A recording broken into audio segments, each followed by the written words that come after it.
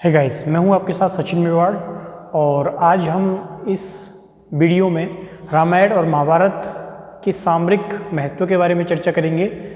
आज हम इन दोनों टॉपिकों पर चर्चा करने वाले हैं, रामायण और महाभारत। रामायण और महाभारत सामान्यतः आम जन से जुड़े हुए हैं। सामान्यतः इसकी जो शिक्षाएं हैं वो आप सभी के पास हैं। बचपन से ही आपने रामायण और महाभारत की जो कहानियां हैं वो सुन रखी हैं कि किस प्रकार से श्री राम को वनवास मिलता है। वो 14 वर्ष वनवास में रहते हैं। वहाँ पर जो रावण होता है वो सीता को हरण करके ले जाता है और उसके बाद युद्ध होता है। युद्ध में रावण की हार होती है। भगवान राम वापस लौट के अयोध्या आ जाते हैं। इस प्रकार से ये जो पूरा विवेचन है वो आपका पुस्तक में दिया हुआ है, लेकिन हम इस विवेचन पर बात नहीं करेंगे।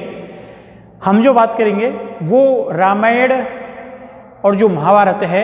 इस रामायण और महाभारत की जो कहानियाँ हैं वो आप उन कहानियों से परिचित हैं, लेकिन कुछ पहलू हैं और उन पहलुओं को किताब में दर्शाया गया है। उनमें से एक है रामायण के काल को लेकर कि रामायण का काल रहा कितना। रामायण के काल के संबंध में कहा गया है कि ये 1500 ईसा पूर्व से पूर्व की घटना है। कुछ विद्वान कहते हैं कि भगवान बौद्ध से पूर्व की है। 500 और 600 ईसा पूर्व की घटना के मध्य भी माना गया है। कुछ कहते हैं कि पाडनी के संदर्भ में इस समय हुआ है।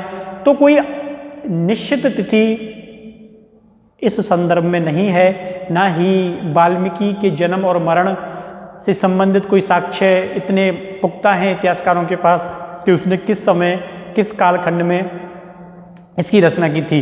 इस बारे में अलग अलग तर्क, अलग अलग धारणाएं, अलग अलग सिद्धांत प्रतिपादित किए जाते रहे हैं। बताया जाता है कि जब सीता गर्भवती होती है, लव और कुश का जन्म होता है भगवान राम के द्वारा, जब उनको शहर के लोगों के द्वारा उठाए गए सवालों के बाद निकाल दिया जाता है तो वो वाल्मीकि के आश्रम में जाकर रहती हैं और वहीं पर उनका जन्म होता है। उसके बाद जब उन्होंने अश्वमेध यज्ञ किया था श्री राम ने, तो लव और कुश राजमहल पहुंच जाते हैं और अपने मुख से संपूर्ण रामायण के श्लोकों के द्वारा उसका वाचन करते हैं। तब भगवान श्री राम उसको पहचान लेते हैं कि ये मेरे ही दोनों पुत्र हैं, ये कोई सामान्य नहीं हैं। उसके बाद सीता आती है और वहाँ पर पतिव्रत की प्रतिज्ञा करके वो पृथ्वी में प्रवेश कर जाती है।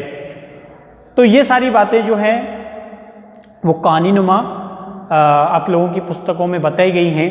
लेकिन सबसे पहले जो प्रश्न है वो है रामायण। रामायण के जो रचयिता माने गए हैं वो कौन माने गए? महर्षि वाल्मीकि माने गए हैं। वाल्मीकि के बारे में भी कहा जाता है कि पूर्व में ये डाकू हुआ करते थे और 7 ऋषियों का एक समूह जो है वो जंगल से गुजर रहा था। ये भी वहीं उसी जंगल में थे, तो इन्होंने उनको लूटने के उद्देश्य से उन ऋषियों को रोका और रोकने के बाद उन ऋषियों ने कहा कि आप हमें भले ही लूट लो, हमारे पास ऐसा कुछ है नहीं सिवाय इन कमंडल और कपड़ों के अलावा, लेकिन हम तुम्हें एक बात बताना चाहते हैं कि तुम जो ये पाप कर रहे हो, ये जो घोर पाप कर रहे हो, इसमें तुम्हारे जो परिवारजन हैं, फैमिली के जो लोग हैं, क्या वो इसमें इन्वॉल्व होंगे? क्या वो इसमें शामिल होंगे इन पापों में? क्योंकि तुम कर तो उन्हीं के लिए हो। तो बताते हैं कि वाल्मीकि घर जाते हैं, पूछते हैं घर वालों से क्या आप मेरे पाप में भागी बनोगे? तो वो मना कर देते हैं, हम क्यों बने आपके पाप में भागी, आप अपने पाप का भोग स्वयं भोगोगे। तो उसके बाद वाल्मीकि का दिमाग खराब हो जाता है और ये फिर वापस उन ऋषियों के पास जाते हैं और बोलते हैं कि मुझे अब किस प्रकार से इस बुरे कर्म से निकल सकता हूँ मैं। तो बोले कि तुम राम का जप करो। तो बोले ये कैसे संभव है?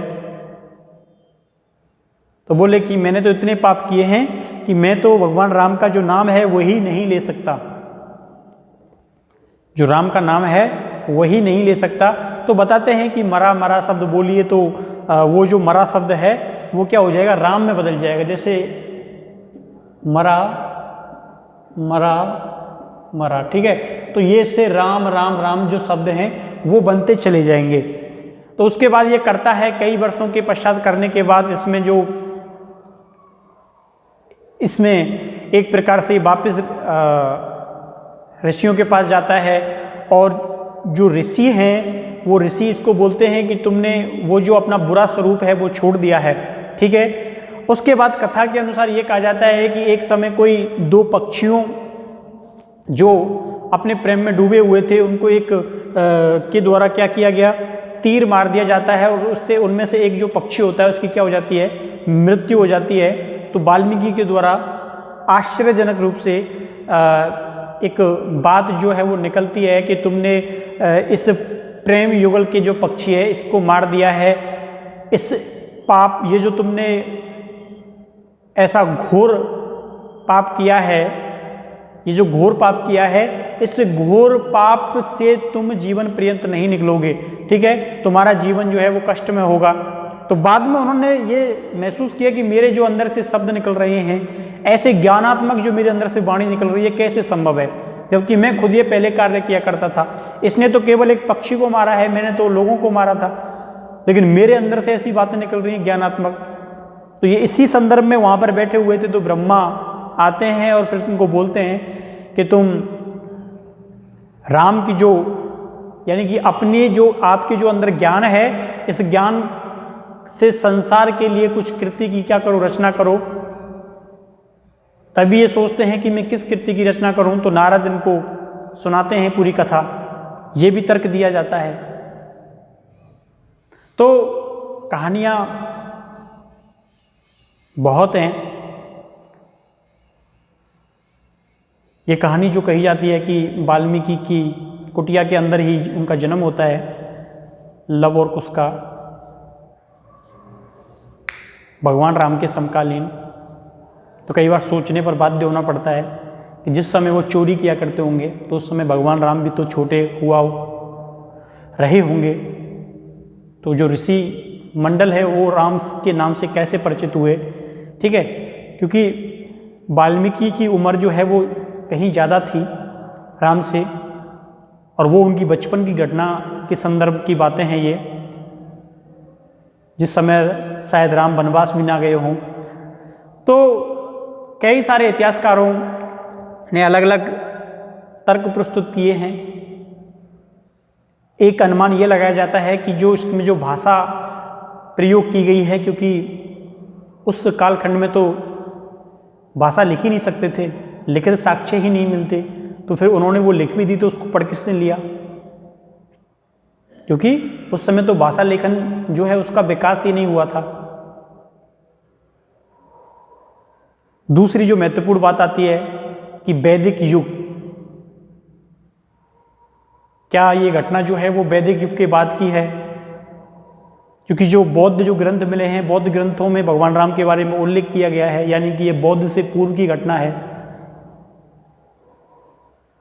तो इस प्रकार से इसके संदर्भ में जो कुछ बातें इतिहासकारों के द्वारा कही गई हैं कि जो रामायण का काल है, ये 1500 ईसा पूर्व माना गया है। जो रामायण का जो काल है वो 1500 ईसा पूर्व माना गया है, लेकिन जो वैदिक युग है, इस वैदिक युग में जो भाषा लेखन पद्धति है वो काफ़ी ज़्यादा भिन्नता है। ऐसा भी कहते हैं कि इसके जो 7 कांड हैं, 7 कांडों में से 5 कांड जो हैं वो वाल्मीकि के हैं, बाकी के 2 कांड बाद में जोड़े गए। तो कहीं ना कहीं इसमें सामंजस्यता जो है वो बैठती नहीं है। इसमें जो सामंजस्यता है वो बैठती नहीं है कि आखिर वाल्मीकि के द्वारा इसको किस काल में जो है वो लेखन किया गया था, क्योंकि ये तर्क भी दिया जाता है कि जिस समय लेखन नहीं था तो फिर कैसे लिख दिया गया। इसके तर्क में इतिहासकार ये कहते हैं कि इसको मुंह के जवानी लोग याद रखते थे। लव और कुश ने इसको कंटेस्ट किया था, लव और कुश ने हजारों सालों तक इसको गाया था। उसके बाद ये लोगों के जहन में उतर जाती है और बताते हैं कि लास्ट में वाल्मीकि ने ही इसका क्या किया था, लेखन किया था। तो आपको इससे संबंधित बहुत सारे फैक्ट जो हैं वो मिल जाएंगे कि आखिर ये जो रामायण का जो काल है वो है कितना। तो एक ये काल माना जाता है, एक जो रामायण काल का लेखन जो हुआ वो 500 से 600 ईसा पूर्व भी माना जाता है, ठीक है। जो इससे जुड़ी हुई तिथियां इतिहासकारों ने दी हैं, मैं वो इससे जुड़ी हुई तिथियां आप लोगों के सामने रख रहा हूं, ठीक है। इसके अलावा इस रामायण का जो लेखन है वो बौद्ध काल से पूर्व का भी माना गया है, बौद्ध काल से पूर्व का, कि इसका जो लेखन है वो बौद्ध काल से पूर्व का रहा होगा, क्योंकि दो काल समूह हैं, एक रामायण है एक महाभारत है। लेकिन जो रामायण है, रामायण के अंदर जो महाभारत के जो पात्र हैं उनके बारे में उल्लेख नहीं है, लेकिन महाभारत के अंदर जो रामायण के जो पात्र हैं, जो रामायण के जो लोग हैं, उनके क्या हैं, नाम दिए हुए हैं। तो इसीलिए आप लोग ये याद रखना है कि जो रामायण है ये महाभारत से पूर्व की है, यानी कि रामायण जो है वो पहले लिखी गई थी, किससे, महाभारत से। रामायण महाभारत से पूर्व में लिखी गई थी। तो सबसे पहले रामायण के रचयिता किसको माना जाता है, वाल्मीकि को माना जाता है। ठीक है, किसको माना जाता है, वाल्मीकि को माना जाता है। तो इसमें जो लिखने जैसी बातें हैं वो आप लोग लिखिए, फिर इसके बाद हम इसकी कुछ फैक्टेबल जो बातें हैं वो मैं आपको लिखाऊंगा।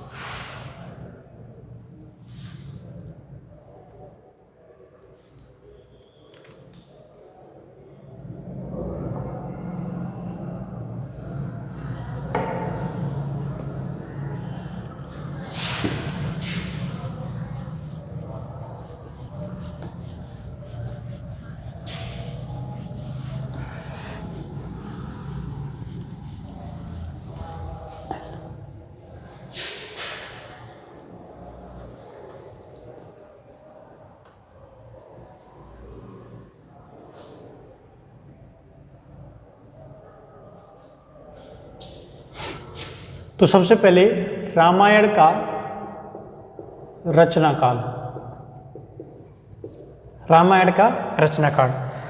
तो इसके उल्लेख यानी कि ऋग्वेद के दशम मंडल में उल्लेखित होने के कारण, ऋग्वेद के दशम मंडल में, क्योंकि बाद में जोड़ा गया था, ऋग्वेद के दशम मंडल में उल्लेखित होने के कारण इसका जो काल माना गया है वो कितना माना गया है, 1500 ईसा पूर्व माना गया है।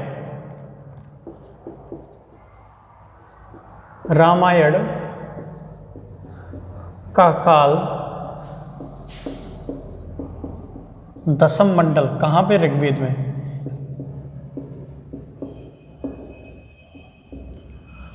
तो रामायण का रचनाकाल दशम मंडल ऋग्वेद के अनुसार, रामायण का रचनाकाल दशम मंडल ऋग्वेद के अनुसार 1500 ईसा पूर्व माना गया है। तो ये इसके काल के संबंध में पहली गणना है। क्या है, पहली गणना है। लेकिन इस गणना के संबंध में जो बातें की गई हैं वो बातें ये की गई हैं कि ये जो इस समय जो भाषा चल रही थी, यानी कि जो वैदिक भाषा जो थी वो वैदिक भाषा तो है ही नहीं, क्योंकि तर्क करने वाले लोग तो पूछेंगे ना, तर्क करने वाले लोग तो पूछेंगे कि सर्दियों में तुमने बाजरे के खेत कैसे देख लिए। सर्दियों में तुमने बाजरे के खेत, अगर कहीं पे लिखा होगा कि नवंबर के महीने में बाजरे की कटाई होती थी तो वो पूछेगा कैसे होती थी। तो स्वाभाविक है यहां पर क्या नहीं है, वैदिक भाषा नहीं है, वैदिक भाषा नहीं है। वैदिक भाषा, क्योंकि 1500 ईसा पूर्व की बात कर रहे हैं और 1500 ईसा पूर्व में तो वैदिक भाषा चलती थी, लेकिन वैदिक भाषा का काल जो कालखंड है वो रामायण में है ही नहीं। तो फिर अलग से भाषा कहाँ से आ गई। पूरा जनमानस, पूरा मगध, पूरे जो मध्य भारत के जो क्षेत्र थे, जो आर्यों के समय उस समय प्रयोग में लाई गई भाषाएं थी वो वैदिक भाषाएं थी, लेकिन इसका लेखन वैदिक में नहीं है। तो स्वाभाविक है प्रश्न तो उठेंगे, और प्रश्न उठेंगे तो फिर इसी संदर्भ में फिर वैदिक भाषा ना होने के कारण इसी संदर्भ में दूसरी जो बात कही गई, दूसरी जो बात की गई वो ये की गई कि इसका जो रचना काल है वो क्या माना गया है, 500 से 600 ईसा पूर्व माना गया है। आपने पाणिनि का नाम सुन रखा है, संस्कृत के लिए जाने जाते हैं, लेकिन उन्होंने इसका कोई उल्लेख ही नहीं किया। अगर वो ये चीजें उनके पूर्व में होती तो वो उल्लेख करते, ये उनके पूर्व में चीजें होती तो वो क्या करते, उल्लेख करते। जैसे हम लोग जब भी पढ़ते हैं, चाणक्य के बारे में पढ़ते हैं, मेगास्थनीज के बारे में पढ़ते हैं, तो दोनों एक ही दरबार में रहते थे, चाणक्य भी था, मेगास्थनीज था। लेकिन अचरज की बात एक ये है कि दोनों ने एक दूसरे का उल्लेख ही नहीं किया, तो प्रश्न तो उठेंगे। ठीक है, तो क्योंकि संस्कृत पाणिनि के लेखों में क्या है, इसका उल्लेख नहीं है, उल्लेख नहीं है। अब ये भी तर्क दिया जाता है कि उल्लेख करना चाहिए था, लेकिन उल्लेख नहीं किया। क्यों नहीं किया? शायद उससे पूर्व ये सब कुछ हुआ ही ना हो, इसीलिए इसका जो दूसरा कालक्रम माना जाता है, इसके लेखन का काल 500 से 600 ईसा पूर्व माना जाता है। अब क्यों माना जाता है? क्योंकि जो बौद्ध कालीन जो ग्रंथ हैं उनमें राम के बारे में उल्लेख मिलता है, यानी कि ये चीजें उनसे पहले हो गई थी, तो इसीलिए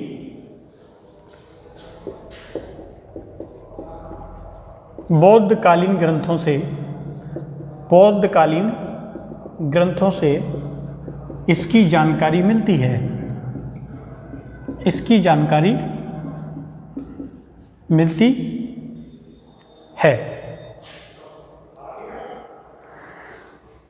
तो बौद्ध कालीन ग्रंथों से क्या मिलती है, इसकी जानकारी मिलती है।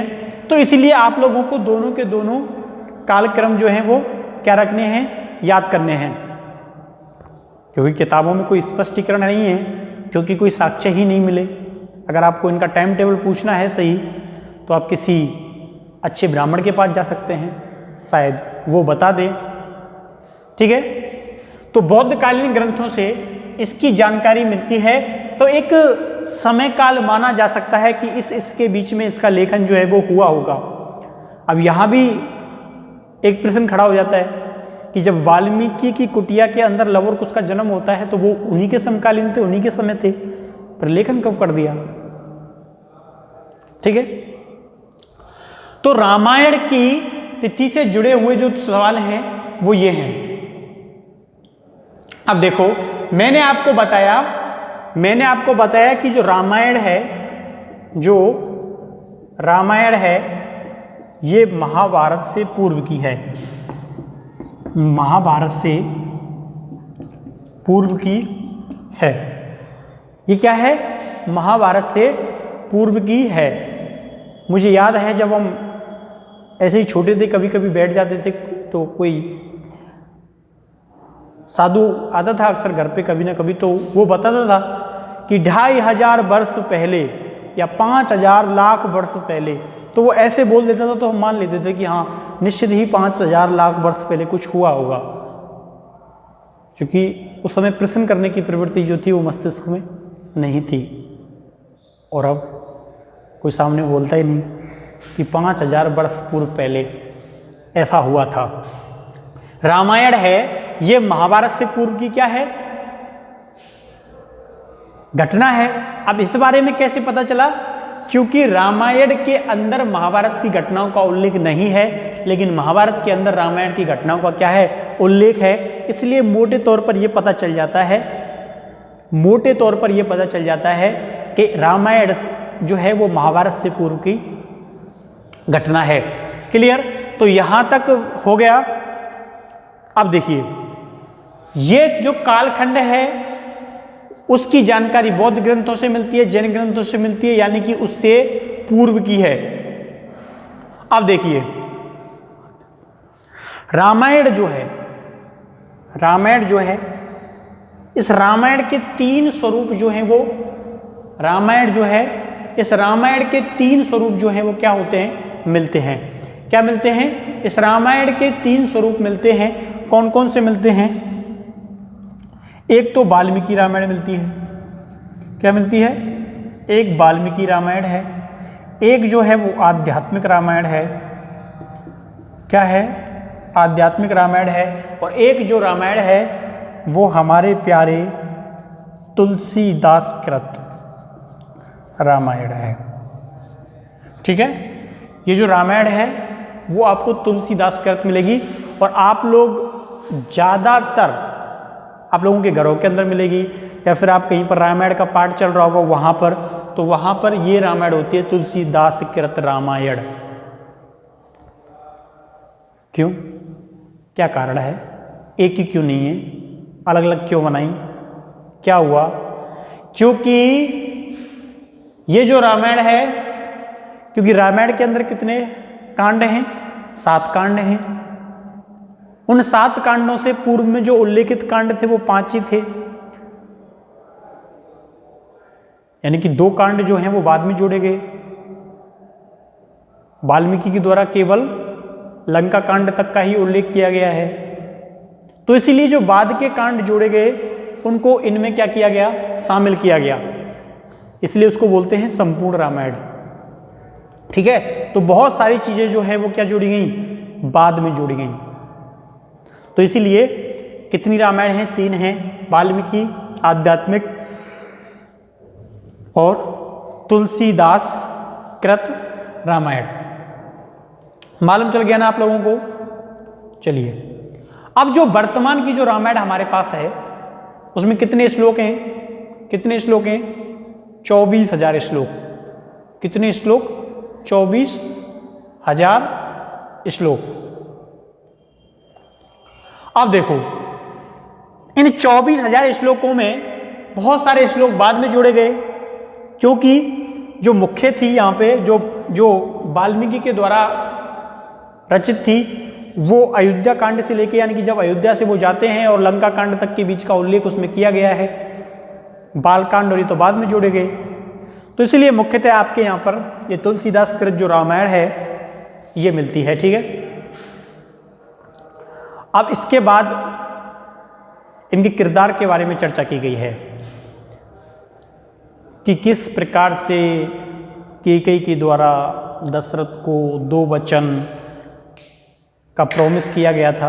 ये वचनों का प्रॉमिस बहुत चलता है। ठीक है, आजकल बोलते हैं ना प्रॉमिस करो, और फिर उस प्रॉमिस का कैसे दुरुपयोग करते हैं वो कैकेयी से पूछो। तो कैकेयी की जो प्रवृत्ति है वो आज भी मौजूद है। तो होता क्या है, दशरथ से प्रॉमिस लिए जाते हैं कि मैंने तुमसे जब प्रॉमिस करवाए थे उन प्रॉमिस को दो मुझे, दशरथ का मांगो। अब दशरथ ने सोचा था कुछ नॉर्मल चीजें मांगेगी कैकेयी, उन्हें क्या पता था कि उसकी जो मस्तिष्क है उसके अंदर क्या चल रहा है। तो उसने कहा कि राम को 14 वर्ष का वनवास, एक प्रॉमिस तो ये दो, और एक प्रॉमिस ये दो कि मेरा जो पुत्र है भरत वो क्या बनेगा? राजा बनेगा। ठीक है, तो ये जो प्रॉमिस हैं वो किए जाते हैं, ये जो वचन हैं वो लिए जाते हैं। उसके बाद ये पूरा सिलसिला शुरू होता है। राम, लक्ष्मण और सीता अयोध्या जाते हैं, वहाँ रावण आता है, उठा के ले जाता है। फिर वो युद्ध होता है, युद्ध में उनको हनुमान, सुप्रीम जैसे लोग मिलते हैं। ये कहानी आपकी पुस्तक में बहुत अच्छे से दी हुई है, अध्ययन करना। और उसके बाद वो लौटते हैं, जो सीता है वो भी आती है लेकिन गर्भवती होती है, शहर के लोगों के द्वारा उंगली उठाई जाती है। उसके बाद राम के द्वारा उन्हें निकाल दिया जाता है। वो वाल्मीकि कुटिया में रहती हैं, लव कुश का जन्म होता है। उसके बाद लव कुश आते हैं, जब अश्वमेध यज्ञ कराया था राम ने, वहाँ आकर वो संपूर्ण रामायण का मुख के द्वारा विवेचन करते हैं। राम बड़े प्रभावित होते हैं, उन्हें पता चलता है कि ये तो मेरे ही पुत्र हैं। उसके बाद सीता भी आती है दरबार में, लेकिन वो कहती है कि तुमने मुझे कुछ बातों के आधार पर निकाल दिया था, मैं पतिव्रता हूँ। और उसकी वो कसम खा के, क्या जो पृथ्वी होती है, ये पृथ्वी बीच में से ऐसे दरार पड़ती है और उसके अंदर प्रवेश कर जाती है। तो ये जो कथा है वो आपने कथा टीवी पर या फिर सुन रखी होगी। अब ये सही है या नहीं मैं इस बारे में टिप्पणी नहीं करूंगा। तो तुलसीदास कृत जो रामायण है, ये तुलसीदास कृत रामायण आज वर्तमान समय में बड़े स्तर पर क्या है, प्रचलित है, और इसी को आप लोग जो है वो सुनते हैं, और आप इसी की जो कथाओं का जो प्रचलन है वो वर्तमान समय में अधिकतम होता है। ठीक है, अधिकतम इसी का ही होता है। अब देखिए, ये जो पूरी कथा है, ये जो पूरा घटनाक्रम है, इस घटनाक्रम को आप लोग अच्छे से पढ़ सकते हैं। लेकिन इस जो रामायण है, ये जो रामायण है,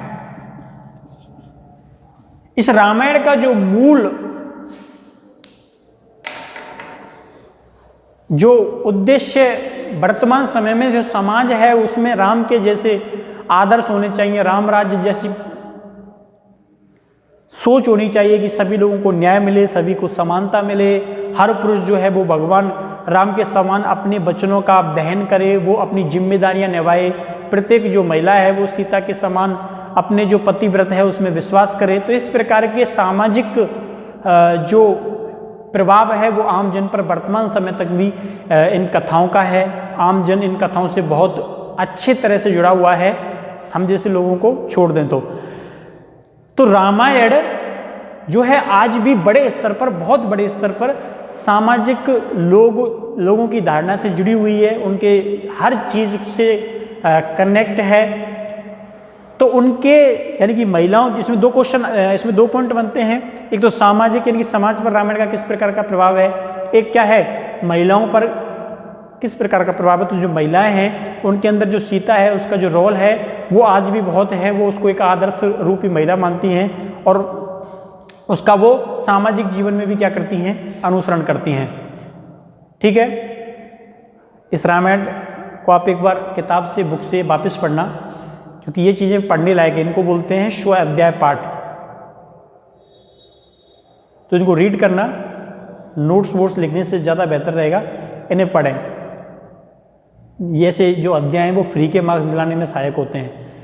ठीक है, आ गया रामायण और महाभारत का विवेचन कीजिए तो काफ़ी लिख सकते हो आप लोग किसी भी बड़े से एग्जाम्स में, जब रिटर्न एग्जाम्स होते हैं उनमें। तो स्व अध्याय कीजिए। आपका एक टॉपिक है